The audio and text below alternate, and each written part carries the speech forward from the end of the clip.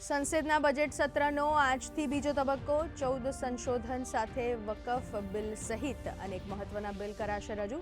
મણિપુરમાં રાષ્ટ્રપતિ શાસન અંગે ગૃહ રાજ્યમંત્રી અમિત શાહ રાજ્યસભામાં આપશે માહિતી। સંસદમાં મણિપુર માટે રજૂ કરશે બજેટ। પ્રશ્નોત્તરી કાળ સાથે ગુજરાત વિધાનસભાના સત્રની શરૂ કરશે કામગીરી। બિન સરકારી સભ્યોના કામકાજ માટેની સમિતિના છઠ્ઠા અહેવાલની થશે રજૂઆત। વધારાના ખર્ચ અને માંગણી પર થશે ચર્ચા અને મતદાન।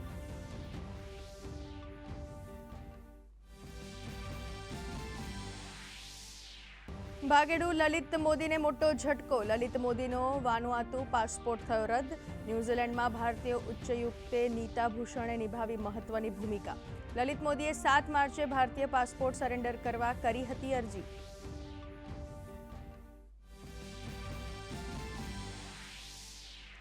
જમ્મુ કાશ્મીરના કઠુઆમાં 3 લોકોની બહેરમીપૂર્વક થયેલી હત્યાના કેસમાં ઉપરાજ્યપાલ મનોજ સિન્હાએ આપ્યા તપાસના આદેશ।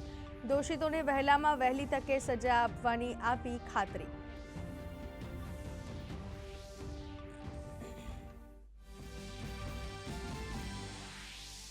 કેનેડામાં લિબરલ પાર્ટીના નેતા માર્ક કાર્ની બનશે આગામી પ્રધાનમંત્રી। જસ્ટિન ટ્રુડોનું લેશે સ્થાન। અમેરિકા સાથે વ્યાપારિક યુદ્ધ લડવા સહિત રહેશે પડકારો।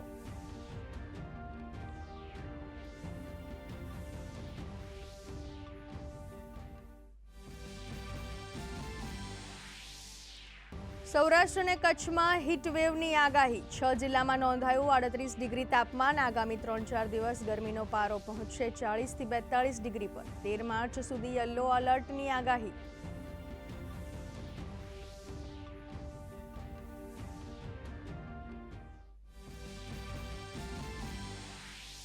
કારોબારી સપ્તાહના પહેલા દિવસે ભારતીય શેર બજાર ગ્રીન ઝોનમાં। સેન્સેક્સ 74,600 ને પાર, જ્યારે નિફ્ટી 22,600ની સપાટી પર કરી રહ્યું છે કારોબાર।